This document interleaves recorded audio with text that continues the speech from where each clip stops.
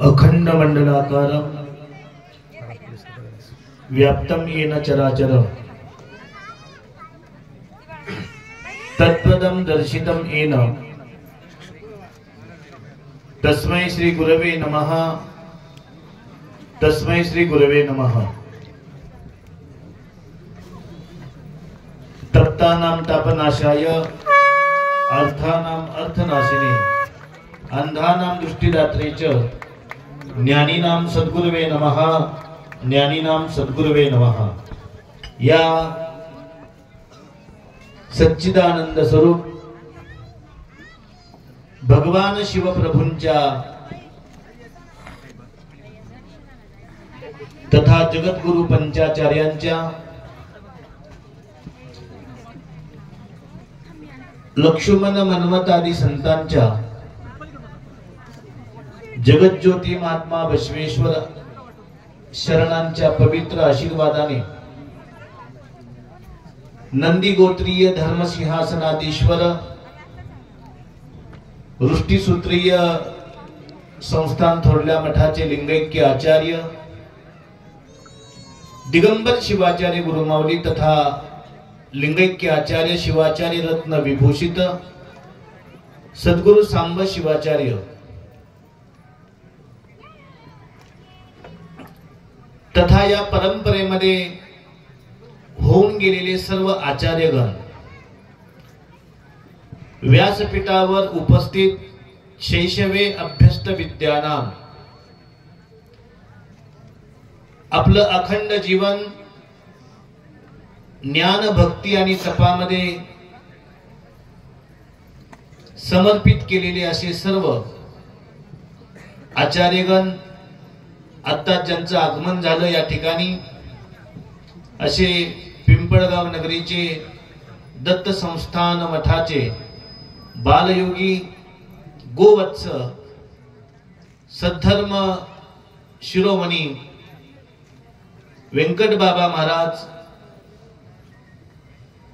तथा वैराग्यमूर्ती शिवसंत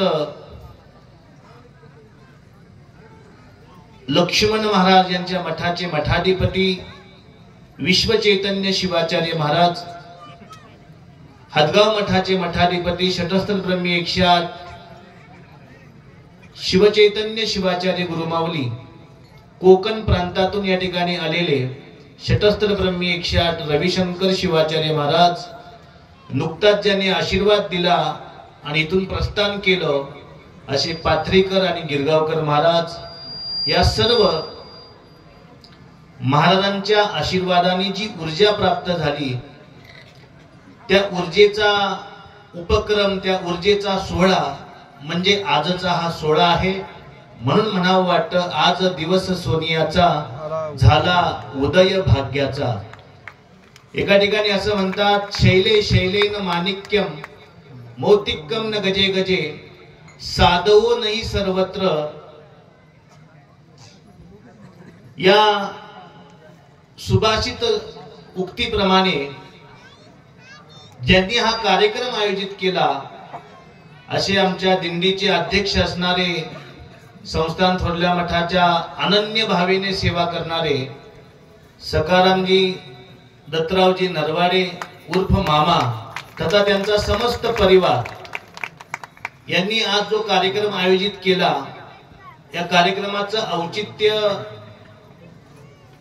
वास्तुक शांती, या कार्यक्रमाचं औचित्य संत शिरोमणी मन्मथ माऊली यांच्या दिंडीचं मावंद्य आणि गुरुमाऊलींचा जन्मदिन आणि त्या निमित्तानं एवढ्या साधू संतांचं आगमन झालं म्हणजे सकारामजी नरवाडे यांच्यामध्ये सख्यत्व किती आहे हे या गोष्टीतून आपल्याला लक्षात येतं। परवाच मी आमच्या विश्वचैतन्य गुरुमाऊलींना म्हणलं की श्रद्धा या शब्दामध्ये कुठेतरी सख्यत्व दडलेलं आहे आणि सख्यत्व असल्याशिवाय संत प्राप्ती गुरु प्राप्ती होत नाही। संत शिरोमणी मन्मथ माऊली एका ठिकाणी म्हणतात, सखा तो जीवलग जीवीचा बंधू मित्र पूर्वज कोळीचा तयाने परशिव केला जीवाचा तया गुरुशी नमो आता। भगीरथानं ज्याप्रमाणे गंगा अवतरण केलं, पण 100 मुलांचा उद्धार झाला, 100 सगर राजांच्या मुलांचा उद्धार झाला. त्या पद्धतीनं आजच्या या कार्यक्रमाच्या निमित्तानं आयोजक म्हणून सकाराम मामा ठरले, पण त्यांच्या निमित्तानं अखंड शिवभक्तांना, अखंड या धरती तलावावर असणाऱ्या मानव जातीला धर्म संदेश देण्यासाठी, आशीर्वाद देण्यासाठी, सन्मार्ग देण्यासाठी एवढे शिवाचार्य आपल्याला लाभले. हे जीवनातलं आपण कमवलेलं सर्वात मोठं धन आहे. या धनापेक्षा श्रेष्ठ धन कोणतंही नाही. प्रत्येक धनाला नाश आहे, पण संतांच्या धनाला मात्र नाश नाही. कारण संतांचं जे धन आहे ते ज्ञानाचं धन आहे. ज्ञानाच्या धनाला चोर चोरी करू शकत नाही. ज्ञानाच्या धनाला बंधू वाटणी मागू शकत नाही. ज्ञानाच्या धनाला सरकार वाढलेलं आहे ज्ञान म्हणून जीएसटी मागू शकत नाही. बरोबर आहे. पण ज्ञान दिलं तर ते वाढतच जातं. अशा ज्ञानाचे उपासक, अशा ज्ञानाचे उपदेश करणारे आचार्यगण आज आपल्या या पवित्र कार्यक्रमाला लाभले. म्हणून तुझ पाहता माऊली पाप ताप दैन्य गेले. मला माहित आहे महादेव म्हणे प्रसादाची वेळ आणि सुसुप्तीत काळ दौडू नका. या ठिकाणी राजकीय, सामाजिक, शैक्षणिक, कृषी क्षेत्रातील अनेक सद्भक्त आलेले आहेत. या दिंडीच्या निमित्तानं 10 दिवसामध्ये ज्यांनी ज्यांनी अन्नदान दिलं असे अन्नदाते आलेले आहेत, झेंडेकरी आलेले आहेत, शिवकीर्तनकार आलेले आहेत, शिवप्रवचनकार आलेले आहेत, गायक वादक मंडळी आलेली आहेत. हे सर्व भ्रमर आहेत. भ्रमर आणि भ्रमराचा एक गुण आहे मकरंदाचा सेवन करणं. तसं मनुष्याचा गुण आहे मोक्षाच्या रसाची प्राप्ती करणं. आणि म्हणून जन्मदिन आहे हा आनंद आहे, पण कधी कधी शास्त्र वाचलं की जन्म सुद्धा दुःखाला कारण आहे. म्हणून म्हटलेलं आहे जन्म दुःखम जरा दुःखम जारा दुःखम पुनः पुनः संसार सागरम दुःखम तस्मात जाग्रत जाग्रत. जन्मवार या ठिकाणी अनेक आमची माहेश्वर मंडळी आहे, त्यांना विचारा जन्मवार हा घातवार असतो. जन्मवाराच्या दिनी प्राप्त झालेल्या शुभेच्छा जर सत्वरूपानं स्वीकारल्या तर निश्चितच देवाची प्राप्ती आहे, धर्माची प्राप्ती आहे, आनंदाची प्राप्ती आहे. पण जन्मदिनाच्या शुभेच्छा रज आणि तमगुणाच्या स्वरूपानं जर स्वीकारल्या तर अभिमान वाढेल, अहंकार वाढेल. आणि म्हणून महात्मा बसवेश्वर म्हणाले माझ्यापेक्षा लहान कोणी नाही आणि शिवभक्तापेक्षा मोठा कोणी नाही. हा जन्मदिवस या ठिकाणी उपस्थित असलेल्या माझ्या प्रत्येक शिवभक्तांचा जन्मदिन आहे. कारण हा जन्मदिन म्हणजे आपल्या सर्वांच्या मुळच संपन्न होतो. अशा पद्धतीची प्रचिती मला या ठिकाणी येते. आणि म्हणून मला सांगायला आनंद वाटतो दुर्लभम त्रयमेव एतत् तथा देवानुग्रह कारकम मनुष्यत्व मुमुक्षत्व महापुरुष आश्रय. महापुरुषांचा आश्रय पहा. नांदेड हे नंदीग्राम नगर आहे. त्या नगराला गोदावरी नदीचा आश्रय आहे आणि त्या गोदावरीच्या तटावर वसलेलं हे नगर. आणि या नगरामध्ये आज साधू संतांचा स्पर्श झाला. रेणुकाचार्य आम्हाला सांगतात पादाग्र रेणो यत्र पतंती शिवयोगिनाम तदैव सदनम पुण्यम पावनम ग्रहमेदिनाम. तीर्थामध्ये स्नान केलं तर व्यक्ती पवित्र होतो, पण तीर्थाच्या खोलीला गेलं तर मृत्यूची आकांक्षा आहे. पण साधू नावाचं तीर्थ असं आहे साधूनाम दर्शनम पुण्यम तीर्थ भूताही साधवः. साधू नावाचं एक तीर्थ असं आहे ते तत्काल क्षणिक काळामध्ये आपल्याला पुरुषार्थ प्राप्त करून देण्याचं ज्ञान करून देतात. म्हणून आज मी महत भाग्यशाली समजतो की आज या नांदेड नवे नवे मराठवाड्यातील परिसरातील सर्व आचार्यांचा हस्त माझ्या मस्तकावर आहे. म्हणून मला म्हणावं वाटतं जितने तारे गगन में उतने शत्रु होय और कृपा करे एक गुरुवर बाल न बाका होय बाल न बाका होय. अशा पद्धतीचा आशीर्वाद देण्यासाठी आलेल्या आचार्य गणांच्या चरणी मी सदैव अनन्य राहीन, कारण अनन्य राहणं यामध्ये खूप मोठी शक्ती आणि खूप मोठं प्रेम आहे. अनन्य राहण्याच्या पाठीमागं एक शक्ती अशी आहे की आपल्या जीवनाचा योगक्षेम वहन करण्याचा आशीर्वाद अनन्यता स्वीकारल्याशिवाय प्राप्त होत नाही. म्हणून भगवद्गीता म्हणते, अनन्यास चिंतयन्तो माम ये जना पर्युपासते तेषाम नित्याभियुक्तानाम योगक्षेमं वहाम्यहम. आणि हा योगक्षेम माझा गेल्या 15 वर्षापासून जो मी वहन केला, धर्माच्या माध्यमातून, विज्ञानाच्या माध्यमातून, संस्काराच्या माध्यमातून, सामाजिक कार्याच्या माध्यमातून, अशा विविध क्षेत्रातील अनेक सज्जन मला भेटले आणि त्यांची शक्ती मला प्राप्त झाली. म्हणून मी एवढं मोठं कार्य करू शकलो, नाही तर हे अशक्य आहे. आणि म्हणून या अशक्याला शक्य करण्याची शक्ती कर्तुम अकर्तुम अन्यथा कर्तुम सिद्धी प्राप्त असणाऱ्या संतांच्या, गुरुवर्यांच्या, जगद्गुरूंच्या आशीर्वादामुळे हे सर्व करू शकलो. आणि म्हणून मला असं वाटतंय, मी म्हणजे कोण. मी सकाळी प्रश्न केला स्वतःला. कोणी मला दिगंबर शिवाचार्य म्हणते, कोणी वसमतची महाराज म्हणतात, कोणी काय म्हणते, कोणी काय म्हणते. पण एक गोष्ट आपण लक्षात ठेवली पाहिजे, आपण कोण आहोत. चिदानंद रूपस शिवोहम शिवोहम ममै वांशो जीवलोके जीवभूत सनातनः. आपण सर्व त्या भगवंताचे अंश आहोत. एवढंच नाही, त्या भगवंताचे आपण पुत्र आहोत. वयम अमृतस्य पुत्राः. आपण सामान्य माणसांची लेकरं नाहीत, अमृत तत्वाची लेकरं आहोत. आणि म्हणून आपल्या प्रत्येकाच्या घरामध्ये ज्ञानाची, विज्ञानाची, संस्काराची गंगा परिवहन व्हायला पाहिजे, वाहिली पाहिजे. आणि तो आशीर्वाद देण्याकरता आज आपल्याला एवढे आचार्य लाभले.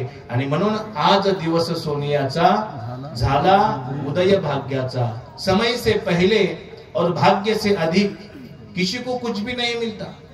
कुणाला वाटल हे माझ्यामुळे झालं, नाही. आम्ही बाहुल्याच्या जाती आणि सूत्रदोरी तुझ्या हाती. आणि म्हणून आज एवढ्या संतांचा आशीर्वाद या नरवाडे परिवारांना लाभला. आताच अनेक आचार्यगण म्हणाले, सुरुवातीला गुंज नगरीमध्ये वास्तू तयार झाली, त्यावेळी सुद्धा त्या वास्तूची वास्तू मावंद आणि गुरुमाऊलींचा वाढदिवस. आणि आज पुन्हा तो योग नांदेड मध्ये आला. आता येणाऱ्या काळामध्ये कुठं पुण्यामध्ये येतो काय की वाटत नाही. आणि त्यांच्या घरातले आता नातवंड, कोण IT इंजिनियर वाले, कोण इंजिनियर वाले. म्हणजे मोगरा फुलला, मोगरा फुलला, फुले वेचुताशी बहारू आला. अशा पद्धतीचं कार्य त्यांनी केलेलं आहे. आणि या कार्याच्या पाठीमाग त्यांचं करावं तितकं कौतुक कमीच आहे. आणि त्या कौतुकाला मी काल रात्रीपासून पाहतोय. अगदी जवळजवळ 200 सद्भक्त त्यांच्या पाठीशी उभा राहून या कार्यक्रमाचं नियोजन, या वास्तूचं नियोजन, या जन्मोत्सवाचं नियोजन करत आहेत. एवढंच नव्हे, अशा अनेक प्रकारच्या लाभ आज या परिवाराला प्राप्त झाला. त्याच्या पाठीमागचं कारण काय असावं? ज्यावेळी मी भक्तिसूत्र वाचलं, त्यामध्ये नारद म्हणतात की एवढे लाभ कशामुळे होतात. त्यावेळी नारदांनी सांगितलं, यम लब्ध्वा पुमान लब्धो भवती. एवढा लाभ कशामुळे होतो? अमृतो भवती. एकानं मला प्रश्न केला, कार्यक्रम झाला, लाभ कशाचा झाला? काय नाही, जुनी चप्पल सुटली, नवीन घेऊन गेलो. असे लाभ प्राप्त करण्यात काही अर्थ नाहीये. पण लाभ कसा करावा त्याचं उत्तम उदाहरण कोण असेल तर आमचे सकाराम मामाजी आहेत. असं म्हणलं तर अतिशयोक्ती होणार नाही. यम लब्ध्वा पुमान लब्धो भवती अमृतो भवती तृप्तो भवती. असा लाभ, असं अमृतमय, असं तृप्तमय जीवन भक्तीशिवाय प्राप्त होत नाही. आणि ती भक्ती महापुरुषांच्या आश्रयानं मिळते. हा जगाला संदेश देणारं व्यक्तिमत्व म्हणजे सकारामजी नरवाडे आहेत आणि त्यांचा परिवार आहे. असं मला या ठिकाणी बोलायला अतिशयोक्ती वाटत नाही. या ठिकाणी मी संस्थान थोरल्या मठाचं कौतुक आवर्जून करेन. जे संस्थान थोरला मठ सद्भक्त मंडळ आहे, या यात्रेच्या मावंद्याच्या निमित्ताने या ठिकाणी उपस्थित आहेत. मग त्यामध्ये माहेश्वरगण असतील, त्यामध्ये शिव कीर्तनकार, शिव प्रवचनकार असतील, त्यामध्ये गायक वादक भजनी मंडळे असतील, त्यामध्ये अन्नदाते असतील, त्यामध्ये गुप्तदान देणारे असतील, त्यामध्ये काहीच करत नाहीत पण वाटवं केल्याशिवाय राहणार नाही, अशी असते.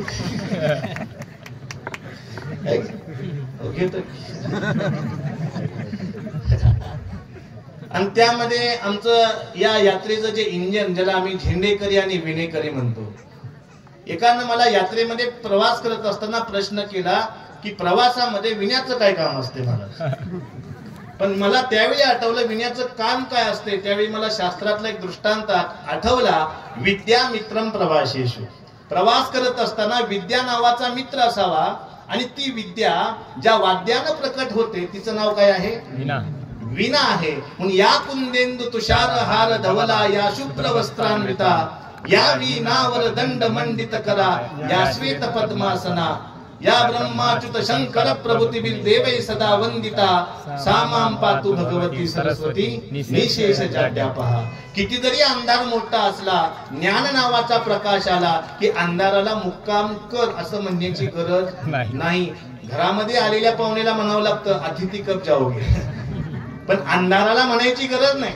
तुमच्याजवळ फक्त ज्ञानाचा प्रकाश येण्याची गरज आहे. आणि तो ज्ञान प्रकाश देण्याचं काम या जगामध्ये कोण करत असेल, तो गळ्यामध्ये प्रवास करणारा जो विणा आहे तो करतो. एवढं मोठं विणा या जगाला, या दिंडीला ज्ञान देतो. मग लक्षात ठेवा, विण्याचं एवढं महत्व असेल तर झेंड्याचं महत्व किती असेल? झेंड्याचं महत्व काय तुम्हाला माहिती आहे? भगवा. भगवा म्हणजे त्याग, आणि त्याग म्हणजे काय? या ठिकाणी प्रत्येक जण आलेला, यात्रेमध्ये प्रत्येक जण आलेला आहे कशासाठी? शांती मिळावी. मला काय मिळावी? शांती मिळावी. शांती कशामध्ये आहे? त्यागाय एकाय अमृतत्व आनुषुः. त्यागाशिवाय शांती नाही. आणि त्या त्यागाचं प्रतीक म्हणजे काय आहे? भगवा आहे. आणि या भगव्या झेंड्यानं या यात्रेच्या निमित्तानं जगाला संदेश दिला, देव देश आणि धर्म यासाठी त्याग करा. जगामध्ये घरामध्ये सोनं आल्याशिवाय राहणार नाही. अशा पद्धतीचा संदेश देणारा ध्वज म्हणजे भगवा ध्वज आहे. आणि म्हणून दिंडीच्या समोर कोण असतात? झेंडेकरी असतात. आम्ही सांगितलं त्यांच्या समोर जाऊ नका, तरी काही महाभाग गेलेच गेले ना. आणि म्हणून आपल्या जीवनामध्ये वस्तूचं वर्म कळल्याशिवाय वस्तूचं महत्व कळत नाहीये. आणि म्हणून महत्व सांगणारे कोण आहेत? संत आहेत. महत्व सांगणारे ग्रंथ आहेत. म्हणून त्या दिंडीमध्ये संत शिरोमणी मन्मथ स्वामी कृत परमरहस्य पारायण ठेवलं. आणि त्या पारायणामध्ये आलेला एकच दृष्टांत तुम्हाला मी सांगतो की हा जो वीरशैव धर्म आहे जगातल्या सर्व धर्मांना सोबत घेऊन जाणारा आहे. कारण हा वीरशैव धर्म कर्म आणि ज्ञानाला मानणारा धर्म आहे. कशाला? कर्म आणि ज्ञानाला. ज्ञानाशिवाय कर्म आणि कर्माशिवाय ज्ञान हे अंधपंगू न्यायाप्रमाणे आहे. अंधपंगू न्याय तुम्हाला माहित असेल. पांगळ्याला आगीतून बाहेर पडता येत नाही आणि आंधळ्याला दिसत नसल्यामुळे चालायचं कळत नाही. पण आंधळा आणि पांगळा एक झाले तर तो अग्नीतून वाचल्याशिवाय राहत नाही. तसं वीरशैव धर्मामध्ये सांगितलेलं आहे, कर्म आणि ज्ञान यांचा समन्वय ज्या व्यक्तीला कळतो तो खरा वीरशैव आहे. आणि अशा वीरशैवाचं लक्षण सांगितलं, विरोध रहितम शैवम वीरशैवम. जो कोणत्याही धर्माचा, पंथाचा, संप्रदायाचा विरोध करत नाही, सर्वांचा सन्मान करतो आणि स्वतःचा आचार, विचार आणि उच्चार सांभाळतो. अशा पद्धतीच्या ग्रंथाचं पारायण आपण कुठे केलं? 10 दिवसाच्या दिंडीमध्ये केलं. एवढंच नाही, आपण अन्नदानामध्ये प्रत्येक ठिकाणी सकाळी नाश्ता, चहा, दुपारी चहा, सायंकाळी अन्नदान. हे अन्नदान कशासाठी तर सांगितलं, अन्नदानम महादानम. काही लोकांच्या जवळ धन नसतं पण अन्न असतं. काही लोकांच्या जवळ धन आहे, अन्न आहे पण ज्ञान नाही.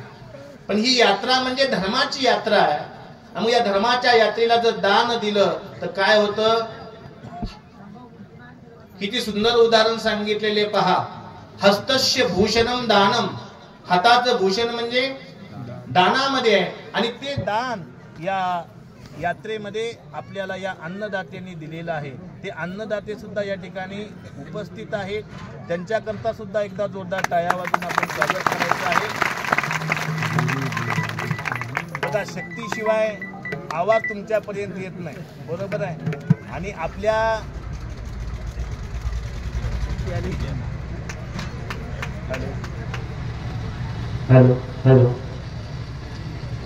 आपल्या दिंडीमध्ये मी एक वाक्य वापरलं होतं, तुमच्या लक्षात आहे का पहा. आणि आजच्या कार्यक्रमामध्ये सुद्धा वाक्य वापरतोय, यत्र नारीस्तु पूज्यन्ते तत्र रमन्ति देवता.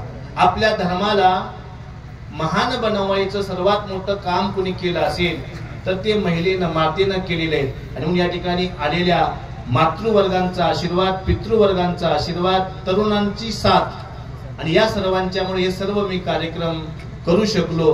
बाकी यामध्ये माझ्या स्वतःची कोणतीही शक्ती नाही आहे. ही शक्ती फक्त भक्तांची शक्ती आहे. आमचे साखरखेड्याचे महाराज म्हणायचे, भक्त म्हणजे कामधेनू आहेत, भक्त म्हणजे कल्पतरू आहेत आणि भक्त म्हणजे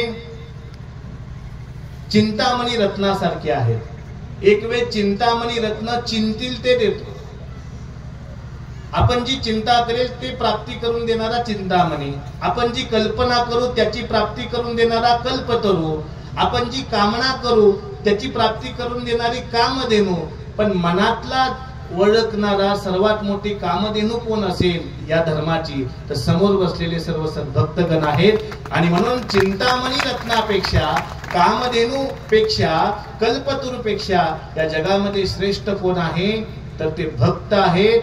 कारण भक्त म्हणजे साधारण भक्त नाही, त्यांचा सेवाभाव अत्यंत महान आहे. आणि अशा सेवा भावनेचा गौरव झाला पाहिजे, उल्लेख झाला पाहिजे. याकरता आमच्या सकाराम मामा नरवाडे यांनी आज यात्रेचं मावंद केलं. हे मावंद कशासाठी?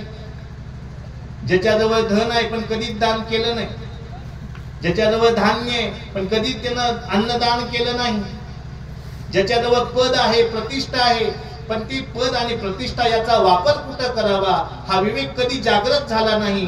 तो विवेक सर्वांचा जागृत व्हावा आणि सर्वांच्या हातातून सर्वे भवन्तु सुखिनः सर्वे भद्राणि पश्यन्तु, सर्वांच्या घरामध्ये सुखाचा दिवा लागला पाहिजे. आणि तो दिवा धर्माची धारणा केल्याशिवाय घरामध्ये प्रज्वलित होणार नाही. आणि म्हणून या कार्यक्रमाच्या माध्यमातून या संस्थान थोरला मठ वसमत ते कपिलाधार जाणाऱ्या यात्रेच्या मावंद्याच्या निमित्तानं आणि वास्तूच्या निमित्तानं पहा, वास्तू झाली आणि आज साधू संतांचा पदस्पर्श झाल्यामुळे ती काय झाली, पुनीत आणि पावन झाली, धन्य झाली. आणि म्हणून या सर्व गोष्टी कधी मिळतात तर सांगितलं, अभिवादनशीलस्य तथा वृद्धोपसेविनः चत्वारि तस्य वर्धन्ते आयु वित्त यशो बलम. आज या परिवारामध्ये आयु, वित्त, यश, बल जे वाढत चाललेलं आहे त्याच्या पाठीमागचं एकच कारण आहे, वृद्धांची सेवा. वृद्ध म्हणजे कोण? ज्यांची केस पांढरी झाली ते म्हातारे का? वृद्ध या शब्दाचा अर्थ असा आहे, ज्ञानानं, भक्तीनं, कर्मानं, संस्कारानं, कर्तव्यानं, औदार्यानं, ऐश्वर्यानं जे वृद्ध झालेले आहेत अशा वृद्धांची सेवा केली की त्यांचे गुण आपल्यामध्ये ऑटोमॅटिक येतात. आणि त्यांच्या ठिकाणी नम्र राहिलं की तो भाव आपल्यामध्ये येतो. आणि तो भाव जर पाहायचा असेल तर आमच्या सकाराम मामा नरवाडे तथा त्यांच्या परिवाराकडे पाहायला हरकत नाही. अशा पद्धतीचं योगदान त्यांनी या ठिकाणी केलेलं आहे. मला सांगायला आनंद वाटतोय, आमच्या औलाद नगरीहून या ठिकाणी आमचे जज असणाऱ्या कमल अक्का आलेल्या आहेत. जवळजवळ 2000 परिवारावर त्यांनी खूप मोठी कृपा केलेली आहे. जे संकटामध्ये अडकले होते त्यांना मार्ग मिळत नव्हता आणि रिटायर्ड जज आहेत. कोण आहे हे मुद्दा म्हणून मी सांगते, रिटायर्ड जज आहेत त्यांना हे मिळते. उभा मिळेल बघा तिथं पाठीमागे गुलाबी साडी घालून. जवळजवळ 2000 परिवारांच्या केसेस 1 रुपया फीज न घेता स्वतःच पेट्रोल स्वतः टाकून त्यांनी 2000 परिवारांना मार्गी लावलेला आहे. महाराष्ट्र शासनानं त्यांचा पुरस्कार केलेला आहे. एवढ्या मोठ्या विचारांच्या लोकांची संगती आपल्या सोबत असल्यावर आपली दिंडी काय, आपला मठ काय आणि आपला हा वीरशैव धर्म काय महान झाल्याशिवाय राहणार नाही. त्या नांदेड नगरीमध्ये आमचे सोबत नेहमी काम करणारे आमचे विठ्ठलजी पावडे यांचा मला काल कॉल आला. माग दीपवाळीच्या निमित्तानं त्यांनी खूप सुंदर कार्यक्रम आमच्या नांदेड नगरीमध्ये आयोजित केला होता संगीताचा आणि संत तुकाराम महाराजांचे विचार, आणि ते सुद्धा एक चांगले विचारवंत आहेत. अशा विचारवंतांची संगती आमच्या सोबत आहे. एवढंच नव्हे, या दिंडीमध्ये जवळजवळ अनेक शिवकीर्तनकार आहेत. त्या शिवकीर्तनकारांच्या विचारांच्या मुळे, त्यांच्या धर्मसंदेशांच्या मुळे आणि त्यांच्या सेवा भावनेमुळं हे सर्व कार्य होऊ शकतं, अन्यथा हे कार्य होऊ शकत नाही. देवळामध्ये फक्त देव असून चालत नाही, त्या ठिकाणी भक्त सुद्धा असायला हवा. आणि माझं महद भाग्य आहे, मला आमचे सहोदर नेहमी सांगत असतात की बापू तुमचं महद भाग्य आहे की तुम्हाला अशी लक्ष्मी भक्त रूपानं लाभली. मी म्हणलं हे माझं भाग्य नाही, हे तुम्ही दिलेला माझ्यावर आशीर्वाद आहे. आणि म्हणून त्यांच्या आशीर्वादानं श्री गुरु साधका असता पाठी राखा, इतरांचा लेखा कोण करी. आणि हा आशीर्वाद लिंगैक्य आचार्य दिगंबर शिवाचार्य, लिंगैक्य आचार्य सद्गुरु सांब शिवाचार्य, माझे ज्ञानगुरु असणारे साखरखेडेकर बाबा आणि व्यासपीठावर उपस्थित असणाऱ्या सर्व आचार्यांच्या आशीर्वादामुळं हे सर्व शक्य आहे. आणि तुमच्या सर्वांच्या सोबतीमुळं, तुमच्या सर्वांच्या सहकार्यामुळं, सेवा भावनेमुळं आजपर्यंत गेल्या 15 वर्षापासून हे कार्य करत आलेलो आहे, करत राहीन. या कार्यामध्ये मी कुठं चुकत असेल तर बिनधास्तपणे मलाच सांगा, दुसऱ्याचे कान टोचू नका. लक्षात आलं का? तोंडातून गेलेलं विष एका व्यक्तीचा मृत्यू करतं, तोंडातून गेलेलं विष एका मृत्यूला मारतं, पण कानातून गेलेलं विष अख्ख्या धर्माला मातीमोल करतं. आणि म्हणून बिनधास्त सांगायचं, मी कुणाला टोचणार नाही, चावणार नाही, बिनधास्तपणे. कारण कार्य जो करणार त्याच्या हातून काही ना काहीतरी निश्चित चुकणार. आणि म्हणून प्रत्येकाचा ऐकण्याचा भाव माझ्यामध्ये आहे. म्हणून माझी चूक मला सांगितली तर मी सुधारेन, दुसऱ्याला सांगल तर त्याचा विष झाल्याशिवाय राहणार नाही. ही गोष्ट मात्र सदैव सर्वांनी लक्षात ठेवायची. आणि म्हणून सांगितलेले तोंडातलं विष एका व्यक्तीची हानी आणि कानातलं विष अखंड धर्माची हानी. काय करायचं तुम्ही ठरवा. आता या ठिकाणी सर्वात महत्वाची सूचना अशी आहे की सुंदर असा रात्रीपासून स्वयंपाक म्हणजे अन्न दासोह या ठिकाणी तयार केलेला. आणि हे अन्न सामान्य अन्न नाही आहे. या अन्नाला मन्मथ माऊलींचा स्पर्श आहे, या अन्नाला व्यासपीठावर उपस्थित असणाऱ्या आचार्यांचा स्पर्श आहे. आणि म्हणून हे अन्न म्हणजे काय आहे? अन्नपूर्णेचा प्रसाद आहे. ज्ञान, वैराग्य आणि भक्तीची सिद्धी व्हावी याकरता हा अन्न प्रसाद या ठिकाणी तयार केलेला आहे. प्रत्येकाने या ठिकाणी जीवनच जावं. लक्षात ठेवा, बिना जेवता कुणी जाऊ नये. सत्यनारायणची कथा ऐकली का?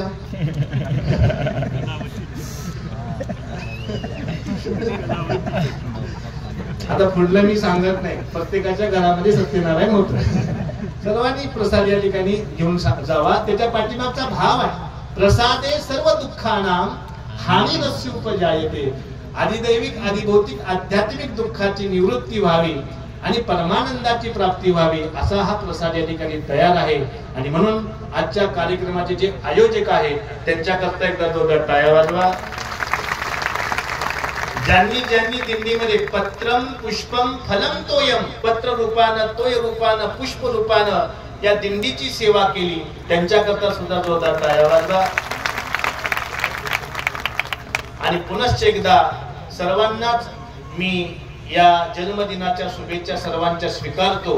आणि माझं वाढतं प्रवचन संपवण्या अगोदर या ठिकाणी आमचे बालयोगी, 2 मिनिटं थांबा, आमचे गोवत्स सद्धर्म शिरोमणी बालयोगी व्यंकट बाबा महाराज अगदी निजामाबादहून आलेले आहेत. त्यांचा आशीर्वाद, त्यांचं आशीर्वचन आपल्याला लाभणार आहे. आणि त्यांच्या आशीर्वचनानंतर ना आपण सर्वांनी महाप्रसाद घेऊनच या ठिकाणाहून जायचं आहे हे सांगून आज एक सर्वात महत्वाची गोष्ट सांगतो. बोलता बोलता राहून गेलं. योग गुरु आमचे असणारे सीतारामजी सोनटक्के गुरुजी यांनी माझा सकाळी खूप सुंदर पद्धतीनं जन्मोत्सव संपन्न केला.